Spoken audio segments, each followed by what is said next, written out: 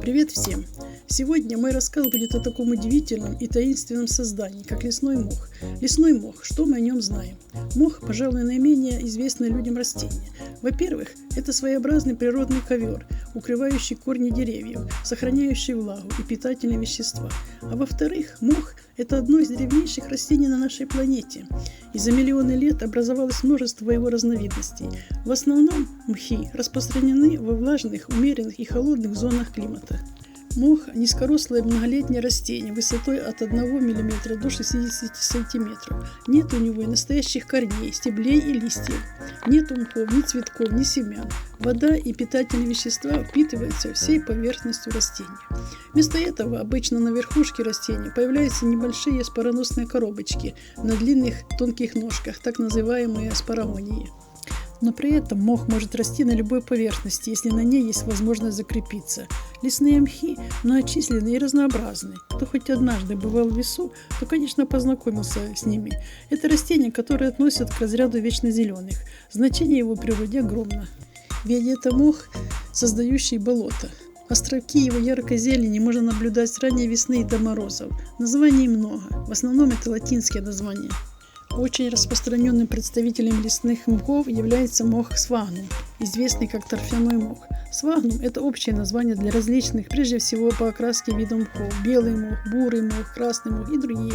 Для лечебных целей заготавливают и используют всю живую часть растения. Казалось бы, обычный мох растет в лесу на заболоченных местах и водоемах, а нужен ли он людям? Какие болезни лечит лесной мох? Какая польза может быть от него? Полезные свойства лесного мха. Это очень полезное растение. Оно имеет в своем составе полезные витамины и микроэлементы. В состав мха входят минеральные соли, целлюлоза, кумарины, органические сахара, пектины, фенол. Мох – это природный антисептик. В нем содержатся вещества, способные противостоять размножению бактерий. Мох используется в качестве антисептического перевязочного материала, который не нуждается в стерилизации. Отваром мха моют голову при перхоти и выпадении волос. Для профилактики ОРЗ, ОРВИ и гриппа рекомендуется настоем мха полоскать горло и промывать нос. Он обладает выраженным противогрибковым действием. Благодаря этому мох применяют при лечении гнойных ран, а также других повреждений кожи. Для лечения следует взять сухой измельченный мох, залить кипятком до образования кашицы, которую затем тепло прикладывают к ранам. Также можно делать настойку. Настойка применяется для исцеления кожи и ногтевых пластин от грибка. Для приготовления 100 г мха помещают в стакан со спиртом. Настаивается смесь в течение нескольких часов, после чего накладывается на пораженные участки и фиксируется бинтом. Используют его для лечения остеохондроза, ревматизма, радикулита. Принимают ванну с отваром не более 40 минут, после чего все пораженные суставы растирают любой согревающей мазью или делают компрессы. Применяется мох и для профилактики пролежней.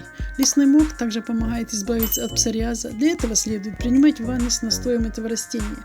Для приготовления настоя мох заливают горячей водой, настаивают и добавляют при принятии ванн. Вред и противопоказания. Индивидуальная непереносимость, болезни желудка в острый период, высокая температура. На этом у меня все. Спасибо за просмотр. Желаю всем крепкого здоровья. Не забудьте подписаться на мой канал, ставить лайки и комментировать. До новых встреч!